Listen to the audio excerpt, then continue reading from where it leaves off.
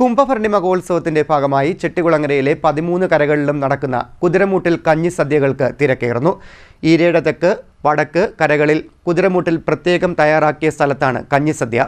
മറ്റു കരകളിൽ വഴിപാടുകാരന്റെ വീട്ടിലും സദ്യ നടക്കാറുണ്ട്. കുംഭഭരണിക്കുള്ള കെട്ടുകാഴ്ചകളുടെ നിർമ്മാണമോ അറ്റകുറ്റപ്പണിയോ ആരംഭിക്കുന്ന ദിവസം മുതൽ നടത്തുന്ന അന്നദാന വഴിപാടാണ് കുതിരമൂട്ടിൽ കഞ്ഞി.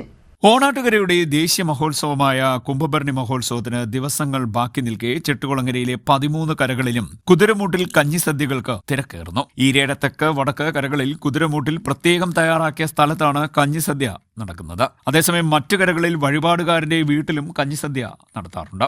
ഓലക്കാൽ വളച്ചുണ്ടാക്കിയ തട ആദ്യം നിലത്ത് വെച്ച് ഇവയ്ക്ക് മുകളിൽ നിരത്തുന്ന വാഴയിലയിലേക്ക് കഞ്ഞി ചൂടോടെ വിളമ്പി ഈർക്കിൽ കുത്തിയുണ്ടാക്കിയ പ്ലാവില വെച്ച് കോരി കുടിക്കുക എന്നതാണ് കുതിരമൂട്ടിൽ കഞ്ഞിയുടെ രീതി. കഞ്ഞിക്കൊപ്പം ഓണാട്ടുകരയുടെ മാത്രം പ്രത്യേകതയായ അസ്ത്രം, മുതിരപ്പുഴുക്ക്, അവൽ, പഴം, പപ്പടം, മാങ്ങ അച്ചാർ, ഉണ്ണിയപ്പം എന്നിവയും വിളമ്പും. കഞ്ഞിസദ്യയ്ക്ക് മുമ്പ് കെട്ടുകാഴ്ച നിർമ്മാണ സ്ഥലത്തെത്തി വെറ്റിലയും പുകയിലയും ദക്ഷിണ വെച്ച് കരക്കാരെ ക്ഷണിക്കുന്നതോടുകൂടിയാണ് ചടങ്ങുകൾക്ക് തുടക്കമാകുന്നത്. കെട്ടുകാഴ്ച നിർമ്മിക്കുന്നവർ കുത്തിയോട്ടപ്പാട്ട് പാടി കഞ്ഞിസദ്യ സ്ഥലത്ത് എത്തുമ്പോൾ താലപ്പൊലിയും കുരവയുമായി വഴിപാടുകാർ എതിരേൽക്കും. തുടർന്ന് വെടിക്കെട്ട് നടക്കും. പിന്നീടാണ് കഞ്ഞിസദ്യ. നിലത്തിരുന്ന് തന്നെ കഞ്ഞിസദ്യ കുടിക്കണം എന്നാണ് നാട്ടുനടപ്പ്.